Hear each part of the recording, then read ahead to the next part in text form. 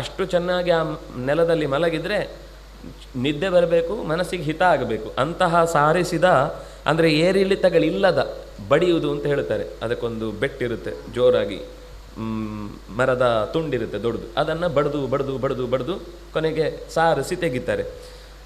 ಅಂತಹ ರೀತಿಯ ಒಳಗಿನ ನೆಲವನ್ನು ಅಣ್ಣನಿಗಾಗಿ ನಡೆಸಿದ್ದಾನೆ. ಸುಸ್ತಂಭಾಂ, ಒಳ್ಳೆಯ ಕಂಬಗಳನ್ನು ನೆಟ್ಟಿದ್ದಾನೆ. ಕೃತವಂಶಾಂ ಸುಶೋಭನಾಂ, ಬಿದಿರಿನ ಬೊಂಬನ್ನು, ಬಿದಿರಿನ ಕಂಬವನ್ನು ಇರಿಸಿದ್ದಾನೆ. ಅಂದರೆ ಕಂಬಗಳನ್ನೆಲ್ಲ ಚೆನ್ನಾಗಿ ಬಲಿಷ್ಠವಾದ ಕಂಬಗಳನ್ನು ತಂದಿಟ್ಟು ಬಿದಿರಿನ ಗೋಡೆಯನ್ನು, ಬಿದಿರಿನ ಮೇಲಿನ ಛಾವಣಿಯನ್ನು ಕಟ್ಟಿದ್ದಾನೆ.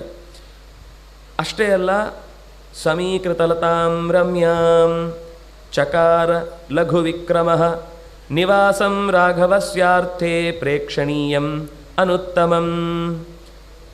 ಶಮೀ ಶಾಖಾಭಿಹಿ ಆಸ್ತೀರ್ಯ, ಮೇಲಕ್ಕೆ ಶಮೀಯ ಶಾಖೆಗಳನ್ನು, ಗೆಲ್ಲುಗಳನ್ನು, ಅಂದರೆ ನಾವು ರೀಪು ಅಂತ ಬಳಸುವ ಹಾಗೆ ಅದನ್ನು ಬಳಸಿಕೊಂಡಿದ್ದಾನೆ. ಅಂದರೆ ನಾವು ಗೆಲ್ಲನ್ನು ಹಾಕ್ತಾರಾ ಅಂತ ಅಂದ್ಕೊಳ್ಬೋದು.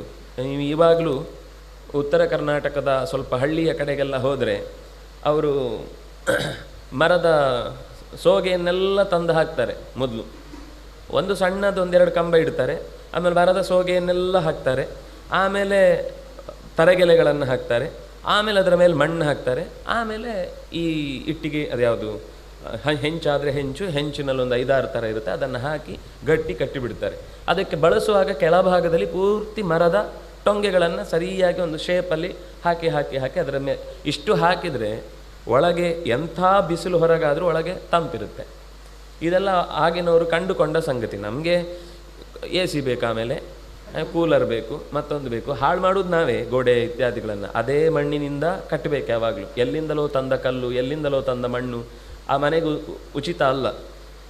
ಎಲ್ಲದಕ್ಕಿಂತ ನಮಗದು ಭಾರತೀಯರಿಗೆ ಎಷ್ಟು ಚೆನ್ನಾಗಿ ಸೈನ್ಸ್ ಗೊತ್ತಿತ್ತು ಅನ್ನೋದಕ್ಕೋಸ್ಕರ ಯಾರು ಅದೇ ಮಣ್ಣನ್ನು ಚೆನ್ನಾಗಿ ಅರೆದು ತೆಗೆದು ಆ ಮನೆಯನ್ನು ಕಟ್ಟಿಕೊಳ್ತಾನೋ, ಬೇರೆ ಆರೋಗ್ಯದ ದೃಷ್ಟಿಯಿಂದ ಅದೆಲ್ಲ ಆಯ್ತಲ್ಲ, ಭೂಕಂಪ ಆದರೂ ಆ ಮನೆ ಬೀಳಲ್ಲ.